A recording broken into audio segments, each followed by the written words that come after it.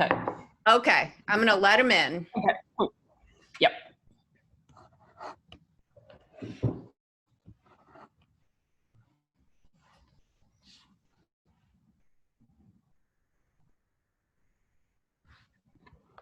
Good morning or afternoon, depending on where you guys are. Morning for me, thank you. Morning for you. Where are you? Wellington. Oh, hi. Hey, Sandy. Yeah. Awesome.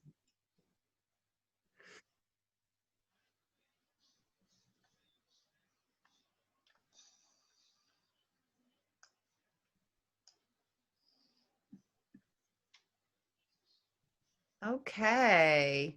All right. Well, welcome everyone. Thank you for joining us today for our webinar presentation on high performing teams. And we're so honored to have Sandy Mamoli here to present for you guys on high performance teams. And we're going to get started. I'm going to turn it over to her in just a moment. In just a moment.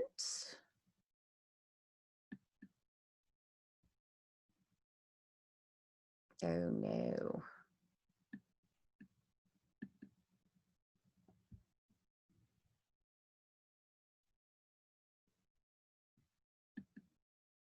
Okay, give me a second there.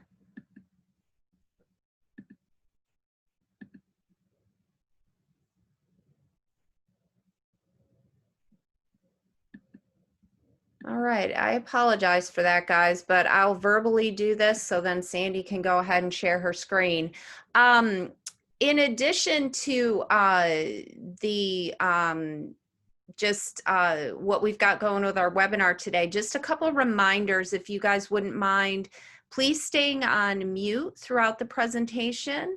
And if you have questions, you can feel free to go ahead and use the chat window to ask those questions. And we're gonna leave a little bit of time at the end to go over questions. And we'll get started now. I'm gonna turn it over to Sandy.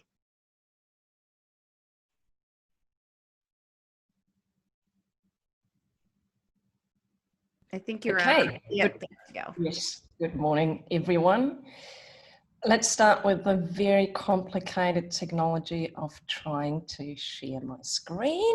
And then, can you please tell me if you see the screen or the speaker notes? It's perfect. No speaker notes. Oh, because it'd be very embarrassing, all the notes that I have to write to myself. But very happy to be here and get a chance to connect with some people in the US. I hear that many of you are still working from home. Some of us in New Zealand are too, actually mainly because we have come to really like it. And today I'm going to talk to you about being part of a high performance team. And what if I told you that being part of a high performing team or part of being an Olympic athlete sometimes actually doesn't really involve leaving the house?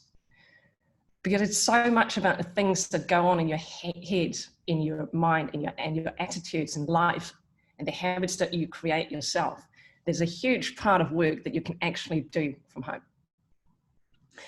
I'm a recovered Olympian, and that's actually a lie. Because if you go to the Olympics, you don't actually recover ever. I represented Austria in 1992. I was a professional player in both Austria and in Denmark. We won the European World Cup, European Championships 4 times. And I'm going to share with you today what I have learned during the career, so you don't have to go through the same process. Today, I'm doing something different. I play with sticky notes. My career as an agile coach has involved starting a company 13 years ago. And today I design and organizations, I help them create high performance teams. And the reason I believe that I'm qualified to do that is because I have been part of world-class teams. This is what my office used to look like. It's a handball court. Handball is the second biggest sport in Europe, just after football. It's been Olympics since the 1970s. And I don't know how many of you do know handball, or how many of you, especially in the English-speaking world, think about that game with the little ball. It's not. But instead of me digging myself a really deep hole trying to explain what it is, I'm just going to play you a video, which is 1 minute and 30 seconds. Enjoy.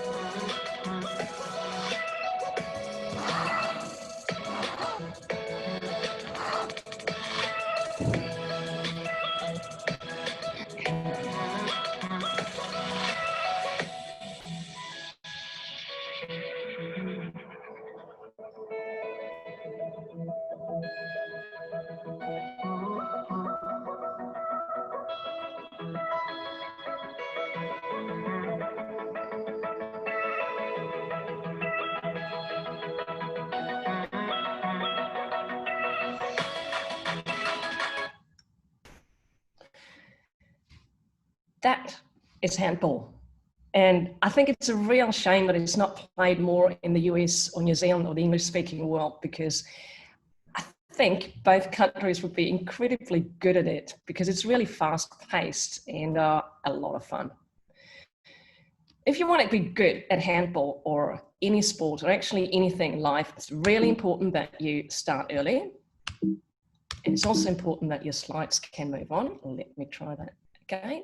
Yes, it's really important that you start early. And this is me at the tender age of 3 doing sprint training with assistants. Stretching is also incredibly important. And my dad has recognized at a very early age. Maybe they also just recognize that it's really good when you're tall, when you do professional sports. My entire youth was playing handball. And I went to a special talent school. I went to play tournaments during my holidays all over Europe.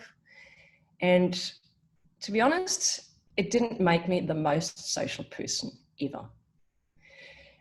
It took me a while, and actually retirement, to figure out, what do people talk about when they are at normal parties, when they don't talk about sports.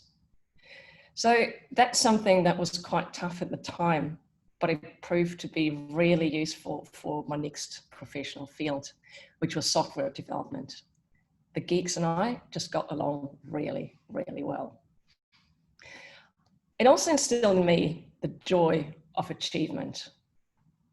I had the pleasure of achieving, of performing, of winning, let's face it. The only thing I haven't preserved is the pink jersey, but it was the 80s. As soon as I turned 18, I turned professional.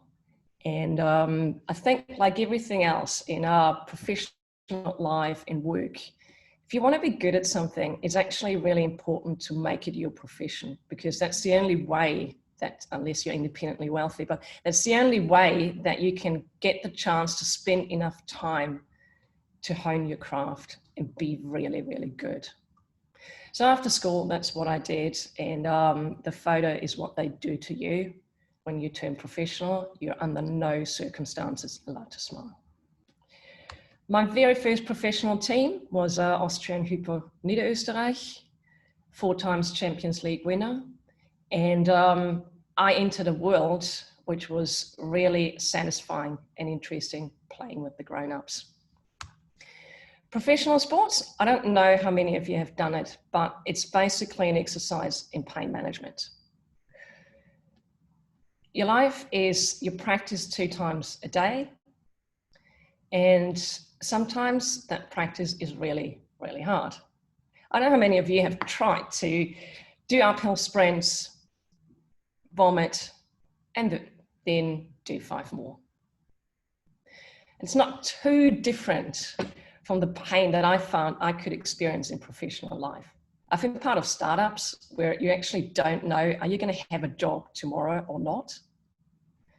And I've been in the corporate world where I had to sift through mud of bureaucracy to get anything done. So having done professional sports has actually helped me a lot to deal with the quite similar pain that can occur in the work life. Where all of this got me was Barcelona, 1992. We had a saying which was no gain, no pain, no Spain. We finished 4th, which was quite horrible because you just miss out by 1. But I got over it, and I was actually quite happy having been part of it. The only thing I didn't get that everyone else seemed to get was a tattoo, and it's one of my few regrets in life. What I did get instead was a number of life lessons that I can use now, and that only 30 years, 25 years later now help me to put things in perspective and learn how they are directly applicable to the life of work. So I want to share with you 6 tips to live life like an Olympian. And the very first one is to pick your team wisely. Like, how do you actually pick your team? How do you decide which team you want to be in? And there's one guideline that I think is important, and that is to be the worst player on the best team that will still accept you. Why? It's how you learn. That's where you're surrounded by people who are really, really good. You get access to the best coaches. You get access to performance that is higher than the one you're used to. And what it does to you is that you normalize high performance. If you're an Olympian, you don't get up every morning and go, oh my God, I'm an Olympian. Because everyone around you is an Olympian too. So there's actually nothing special. And that's exactly the point. You want to surround yourself with people who are just this little bit better than you. So you normalize a level of performance that's higher than the one you have. Believe me, it's not a fun place to be in. Because most of the time you feel inadequate. And the reason you feel inadequate is because you are inadequate. Because you are the worst player on the best team that will still accept you. I joined Austria's national team at the age of 16, and I totally was the worst player. It was horrible. It was hard. I had nothing to do or nothing in common with those people who were like really, really old, like about 25. I didn't even know whether I should use the formal or informal you that we have in German. So it wasn't a fun place to be, but I did know that if I put in the work, if I could suck it up, my learning would be so much faster and I could actually get to my goal. So that perseverance has proven to be extremely important. So what does that mean for your work life or my work life? It's still the same guideline to choose a team wisely. If you're lucky, you get to choose your own team. And then exactly this apply. Be the worst player on the best team that will still accept you. If you don't get to choose your team, try to create the conditions where at least you have some influence on which team you can join. Before I join a team at work, I ask myself, what can I learn? What can I teach? And also, is this fair to my company? And if you really, really want to rock this, then you should convince everyone to introduce self-selection into your companies. Self-selection is a facilitated process where everyone in a company gets to pick which team they want to be in.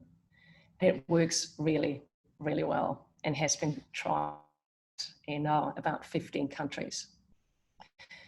There is a handy little how-to that I have written for people how to figure out how to convince their managers and for how to actually pull it off. The point is that either at work or outside of work, we have an influence which teams we work with. Even if you work by yourself, or if you refuse to have any influence within your company, the point is to create your own team and to learn from people who are better than you. I'm preaching to the converted, but it is exactly this: going out of a comfort zone in work life, going to meetups, going to webinars, going to conferences. And one of the things that I found really, really fortunate as living in a small country is that when you start out, it is easier to get well known for what you do than in a very big country. But all of a sudden you get access to, as being top 5 in New Zealand, to the top 5 in the US. And again, that means you will be the worst player on the best team that will still accept you. And that's how you learn overall. If you're from the US, the same applies with the rest of the world and with other states. If you're locally well known, it's a lot easier, or locally good at what you're doing, it's a lot easier to get access to people who are better than you. And what I'd like you to do next is to reflect for a few minutes and think about whether you are the worst player on your team currently. Which teams do you want to be part of, and what's going to get you closer? So if you grab a piece of paper and a pen, or maybe just do it in your mind, I'll give you 2 minutes to reflect on that.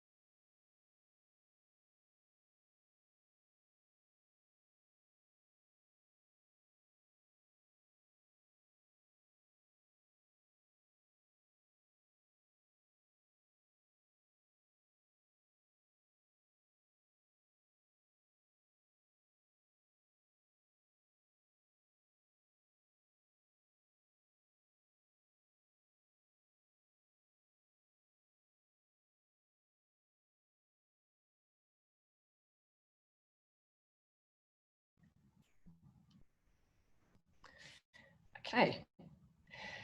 I hope you found something, and this is an exercise I do at least once a year to do check in with myself. Am I actually being part of teams where I'm pushing myself. Am I learning enough? My next point is know when to go. And very often I feel in our organizations at work, we feel that we can't leave. We stay in jobs when we actually shouldn't. And we do that because we believe that maybe we're letting people down. We can't just move on. But really, I think the guidance is really, really simple. If you stop learning, you got to leave. If you have outgrown your team, if you find yourself time and again being the smartest person in the room, self-select out. It's time to go.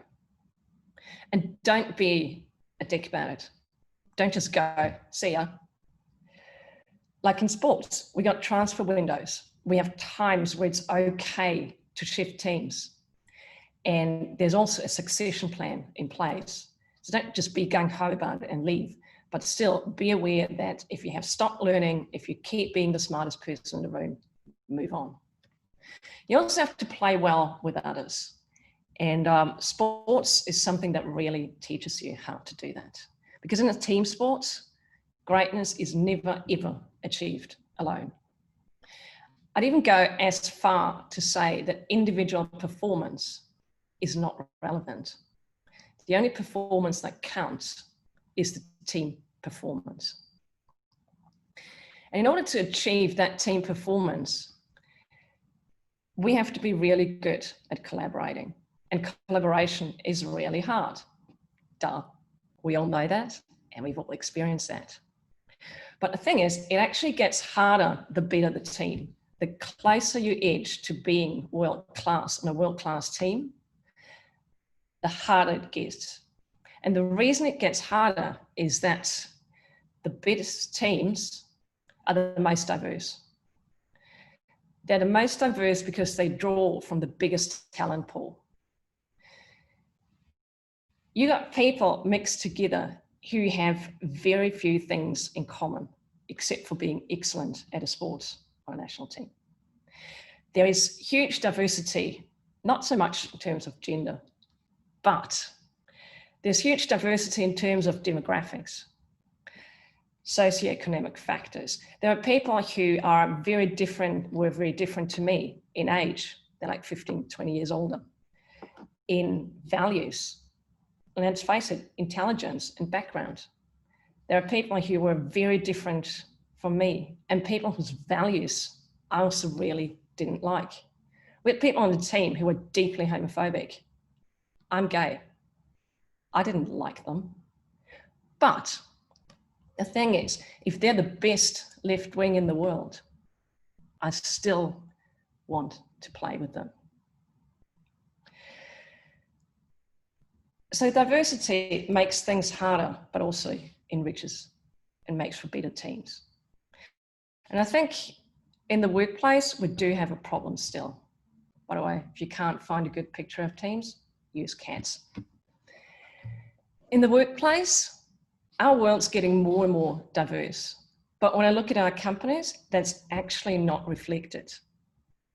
And when I see that difference, what that tells me is that we're not drawing from the biggest talent pool.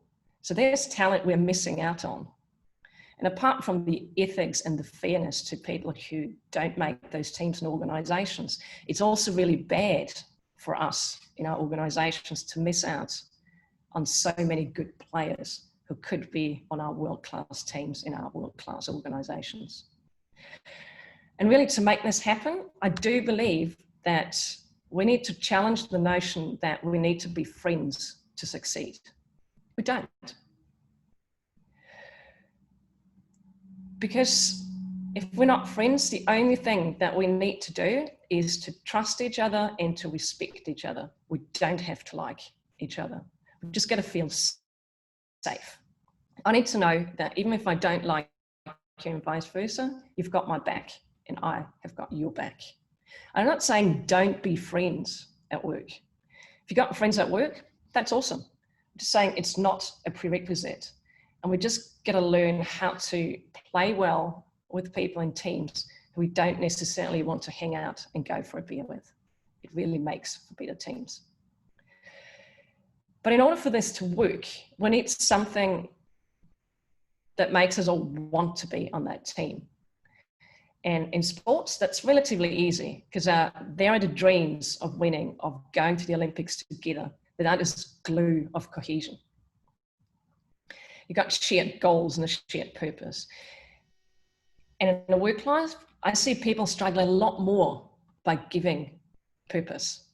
And it's a lot harder to find dreams in a workplace. But still, we are moving towards more and more purpose-driven organizations. And that's the glue that makes people want to collaborate, even if they're widely different and diverse. One thing that's really important though, when you got that, is the no arsehole rule. And that's not me just swearing. This is a book by a guy named Bob Sutton. And he has looked into the cost of having one person on a team who's an asshole.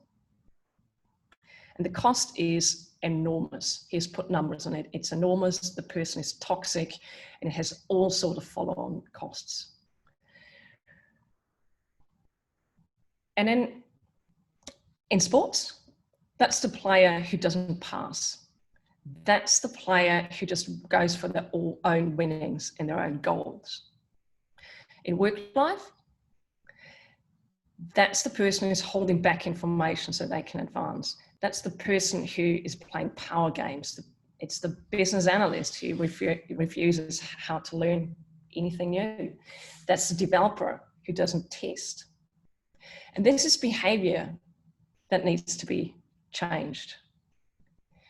And the basic rule is you either change this behavior, yes, you give people a chance. And if you can't, you gotta get rid of that person, because really that no arsehole rule is extremely important. And I want you to take some time again to reflect around your collaboration skills. Are you working with people who are not like you? Do you share the same dreams? And how capable am I actually at playing with people I don't really like? So maybe take a minute and reflect on that.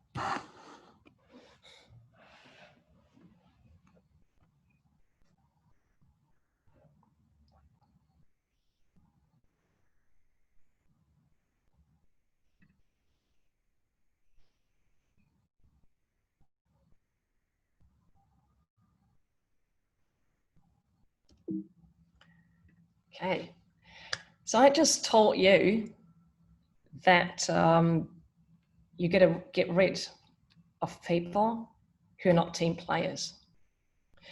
But this is behavior, this is not personality. And if you want to get people to move from one behavior to a different behavior, you got to be really, really good at feedback. And in sports, there are two types of feedback. There's the feedback on the field and the feedback off the field. Feedback on the field is where we need to tell each other in real time what we need from each other. This is something that can't wait until halftime or until after the game, because then it's too late. And it's something that we can't take into consideration who it comes from. We can't think about, well, this is a junior player, this is a senior player. This needs to be right here and right now. This is when the player who doesn't pass, we need to shout at them and tell them right now. And then there's the feedback off the field. That's for bigger stuff and things that's not as time critical. The feedback off the field happens in sports too. I've remember playing on the team, and when I was around 19, 20, I had a phase where I thought it was a really good idea to go out in town, get a bit drunk, have a great time. And I thought this was entirely my problem, and actually nobody would notice, until one of the older players took me out and told me, hey, your behavior actually has a really bad impact on the team. You think you're the only one who's affected, but really, when you go out and you're not in a great shape at practice tomorrow, you're hurting all of us, because that's when you are going to let us down ultimately one day at the Olympics. So stop doing that. And I found this feedback really kind and really, really useful, because it's a big thing. It's quite a personal thing, but it was done in order to make the team better and to help. And in work teams, it's something I really, really like to see when the best teams I've worked with had no, what I call, undiscussables. There was nothing that was off limits. There were no undiscussables, and people would bring up anything that was relevant for team performance. And there's a framework for feedback that I really like, which is by Kim Scott. And what Kim Scott does is she has categorized feedback into the place where it comes from. And there's one axis, which is how much do you personally care about the person you're giving feedback to? The other one is, if there is something you want to give feedback about, how much do you challenge? Do you challenge directly, or do you not say anything? And the corner we all want to be in is the one called radical candor.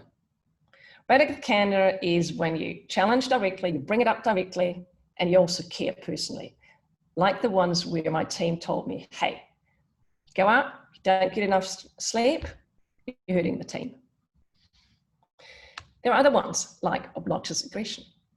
You challenge directly, but you don't actually care about that person. And I've really seen that on LinkedIn.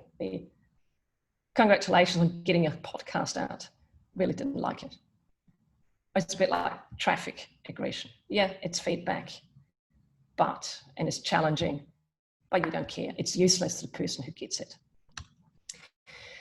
There's the corner where you don't care and you also don't challenge. It's manipulative insincerity.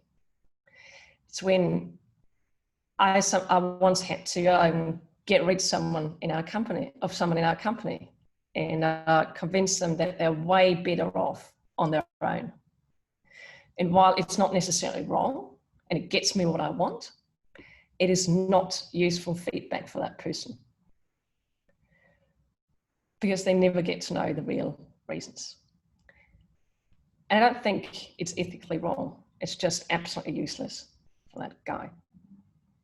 And then there's ruinous empathy. And I experienced that kind of recently when I asked for feedback on public speaking. And the person thought that, well, if she wants to take her career to the next level, she really got to change her accent. It's great feedback. Problem was, she didn't give it to me. She gave it to her business partner. And the reason she didn't tell me was, oh, how's poor Sandy going to feel about it? And it's ruinous empathy, because this is a really valuable piece of information that I don't get. So I work on my number 2 and 3 and 4 problems while maybe missing the biggest problem of them all. By the way, if you have no idea what I'm saying, then let me know. So for me, it is really important to consider, when I receive feedback, where does this feedback come from? Does it come from a place of radical candor or not? And the other thing that's extremely important, I find, is to consider the source. And people always say, just listen to everyone, be open to everyone. And I say, no, I think that's wrong. And I've learned that from this guy who used to be my coach in Vienna. And what I learned is that when you play professional sports, believe me, every man and his dog has an opinion about what you should do and what you shouldn't do. Go a bit more to the left, do the technique a bit more like this. And it's when I think, well, are you actually qualified to give me this feedback? Does it come from a place of radical candor? Maybe it does. But you're just an audience member, so you're probably not qualified. So this is just noise. And I've learned over time, both in sports and it's been proven super useful in my professional life, to distinguish who I should and who I should not listen to. People whose feedback you value, listen to them. Everyone else, ignore them, not important. At the same time, be coachable. Like, not listening to anyone and thinking that you're just nailing it is not the way forward. What I'm saying is be coachable by the people you have chosen to be coachable by. People in sports, we pay coaches to give us feedback and to help us. And when they do, we listen and we do as they say. Yes, we ask why, and we expect them to be able to explain why we should do something and why they have arrived at a conclusion. But we trust them and we listen. So I think it is really, really important to consider the source of the feedback. Who is the person, and does it come from a place of radical candor? Let's have a moment of reflection again. When I give feedback, does it usually come from a place of radical candor? Are you able to just ignore or discard feedback that's not from a valid source? And are you coachable, and are you listening to the right people? Spend a minute thinking about that.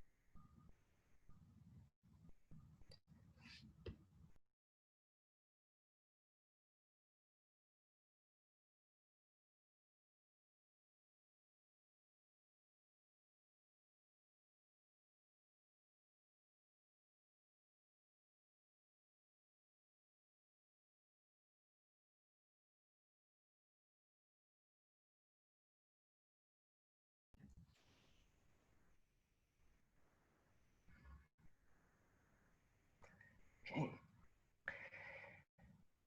I ask myself those questions too at a regular interval, and sometimes I end up having to make some quite drastic changes because I realize that I'm not doing it. And it's quite important for me with those questions to keep myself on track, to listen to the right people. I believe it is also majorly important to never ever stop learning. And let's face it, I hate learning. It's totally not comfortable. And especially if you follow the advice to be the worst player on the best team that will accept you, absolutely out of your comfort zone and not a fun place to be in. But super useful. And I also want to just bring up, because I think we're doing it wrong so often in our workplaces, that if you are in that position where you're pushing yourself that much to be the worst player and you're just hanging in there, you got nothing left to waste in it. You have nothing left where you can just try to look good or keep up appearances. It's a complete waste of your energy and in your focus. And it actually impedes learning. When you're in sports, you can't focus on what you look like. You just try to hang in there and learn as much as you can. And at work, I observe people, and I've done it too, trying to keep up looking good. And I think there's so much energy and focus wasted in our organizations where people try to do this rather than actually learning something, that we could unlock so much potential if we could stop doing that. And if we really do that, if we do unlock the potential and keep learning in sports, at some point we outgrow our idols. You get to a level where you realize that doing what you've done before or doing what others have done before is actually not going to cut it anymore, because you're now at a level where you have learned so much that you are world class, that you are the person who has to figure out new ways for how to do things. So when you're at that stage and you're entering the unknown to increase performance, you've got to take risks. And I think we are quite good in the agile world that, with our motto of failing early and failing often. But I also have a slight problem, because time and again, I see people misunderstanding this and going, oh yeah, failed, whatever, doesn't really matter. And I think that's wrong, because failure shouldn't be something that we fear and then it makes us not do something. I think it's okay to fear failure. Let's fear failure and then do it anyway. And when we do fail, I think we need to focus on, we don't actually want to fail, and failure hurts. And instead of going, oh yeah, we don't care, let's admit that we do care and find a way of dealing with the pain of just failing. The number of times that I have lost the game and I was emotionally deeply connected, basically crying, but emotionally deeply connected has helped me learn from that failure and avoid that particular failure in the future. And I think at work, we got to do the very same thing. Fail early, fail often, but give a shit. As an athlete, you don't have your medals everywhere and think, oh my God, I'm amazing, or I used to be amazing. It's the opposite. Failure is something that fuels you. This is after having lost the Danish championships once, and I played a very, very big part in this. So this is a newspaper clipping that I kept. And I took it and I had it with me and I looked at it, and it's something that motivated me to keep working harder. So I think we need to learn how to use our failures in work, whatever it is, to propel us to the next level and to use them as fuel. That being said, I think we don't want to just randomly take risks, because we need to succeed at least some of the time. And I sum it up for me as rock the boat, but don't sink the ship. So let's push ourselves. Let's learn new things. Let's learn things that are outside our comfort zone, outside our job role, and keep evolving to be better team players. Take risks, but don't take the risks that will get you fired. Find something in between. So for that, I'd like you to have a think about those 3 questions. And let's spend a minute reflecting on how you're doing things.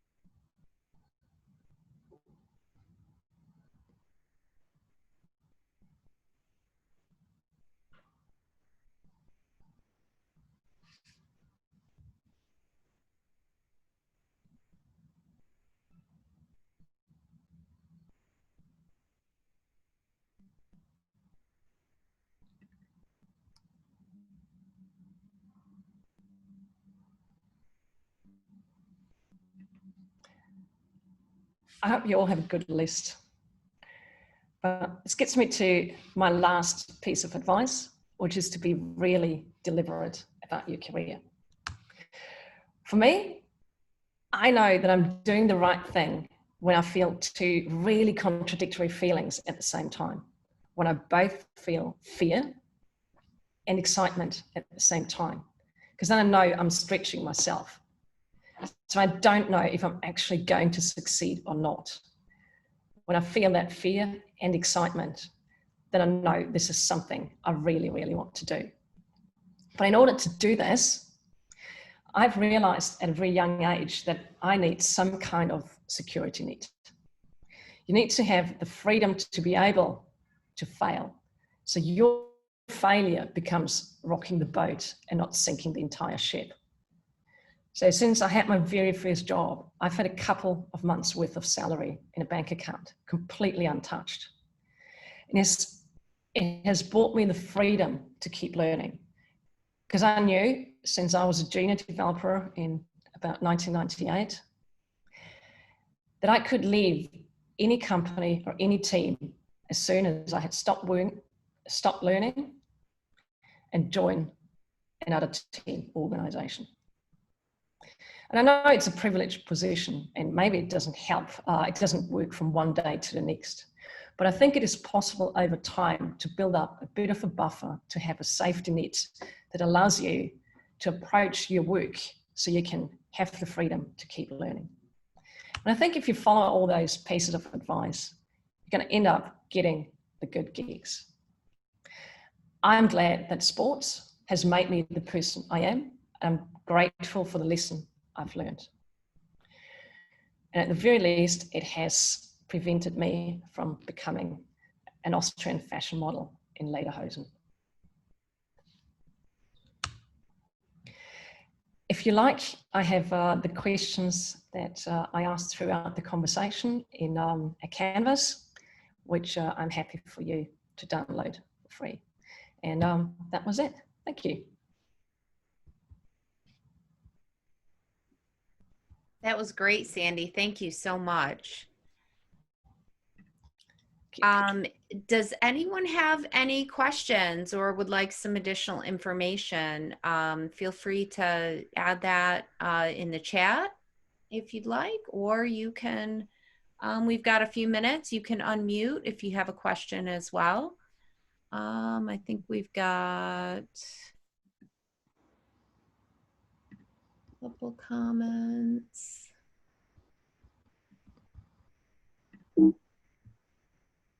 Oh, we got Jesse says a wonderful presentation. Thank you very much. Yeah. Yep, another thank you. Was really some excellent. I loved the six tips to live like an Olympian. It was awesome, and can apply to any situation, which I thought was great. And Sandy, do you mind just putting up that last slide again with the link to access your template that you had? Yes, give me a moment and I'll...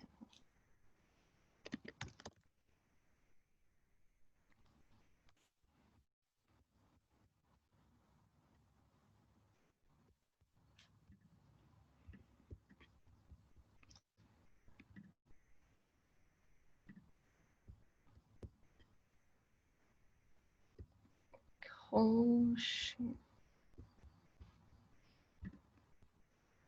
Or maybe even just let us know. I think, was it nomad8.com and then was it free stuff? Yes, you should be able to quite easily see that when you go to nomad8.com.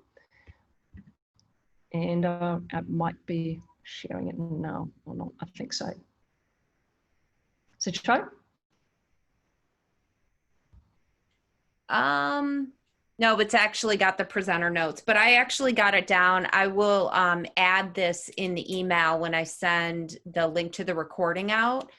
I wanted to just go ahead and include that in there. Yep. Okay, cool.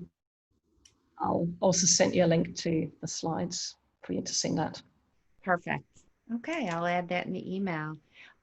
What I'd like to do then, if no one has any additional questions, I'm going to go ahead I and have a question. I was wondering, how do you think, Sandy, how do you think this works with the Scrum values and the Agile principles and the Agile manifesto? Did you see any connection with there? I think they're all coming from the same place, which is small teams with a goal collaborating. And I think they're all different manifestations or representations of the same thing. And I think whether you phrase it as Agile values or Scrum values or how Olympic sports teams work, I think the core is the same. Different words, but the core is the same. What do you think? Well, I was thinking of, because when you said that, respect, that's one of the 5 values in Scrum. So I thought, I found your presentation very valuable, but, how do you get teams to really live the values also? Because these values are on the individual level also, as well as on team level, the Scrum values I'm thinking of now. What I usually do, I try to get people to talk about the values and maybe draw a representation of one of the values and so on. But I'm not sure they really get it, how important it is to respect each other, and you want to encourage diversement in meanings and so forth. So I was wondering if you have any tips on how to get the teams to live after what you presented and values and so forth. Not taking away any of the credit from myself and my presentation or the values, I think just presenting it once is not enough. Because when you and I agree that respect is at the core, we will probably have different ideas of what that means in any given situation. So to me, teaching teams how to do that is being there, being around. Sorry, it's my dog. Being there, being around and observing and having in the situation, having the discussion. Is this what respect means to us? What does it mean to us? Because it's very situational, context dependent. So what you, if I understand correctly, is you want to get the team to talk about what does it mean to respect each other. Can we write down some words about that or something like that? That too, and also get to a place where there's enough safety in the room that they can call each other out. I think that thing that we did here or that you did here, it violates my definition of respect. What do you think about that? Maybe maybe it was unintentional, maybe we do not agree what respect looks like, because people feel those words different meanings. Yeah. So does a team need to agree on the words then of what we mean by respect? They need to agree on the behavior. And I think it'd be very nice if they could agree on the label too. But it's what I push for. But if I can't get the agreement on the label, I'd be okay with just the behavior, whatever we call it. Okay, thank you. Awesome. Great. Well, if no one else has any additional questions, I am going to launch a very quick retrospective for the participants. Just 2 quick questions. If you guys don't mind giving us some feedback, we would appreciate it.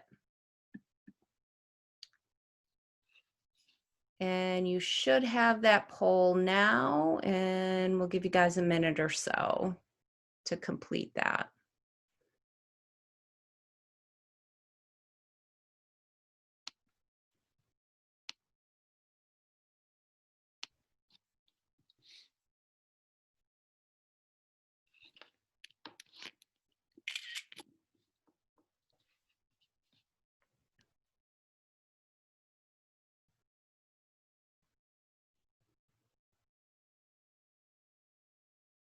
Okay, and just confirming, is there anyone that did not receive the poll?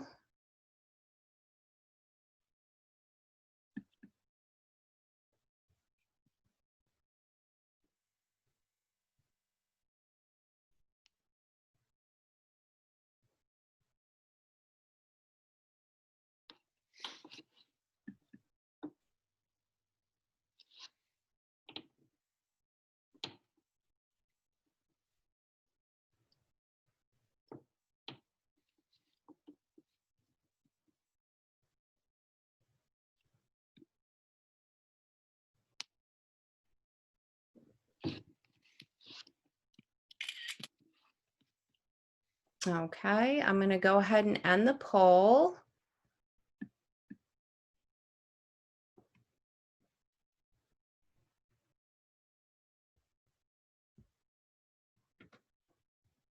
Okay, and if there's no additional questions or comments, we're going to go ahead and conclude for today, and definitely would like to thank Sandy again for her presentation and taking the time to be with us today, and thank everybody else for taking the time to be with us today as well. And at this point, I guess we will close up. So thank you again for attending. Thank you.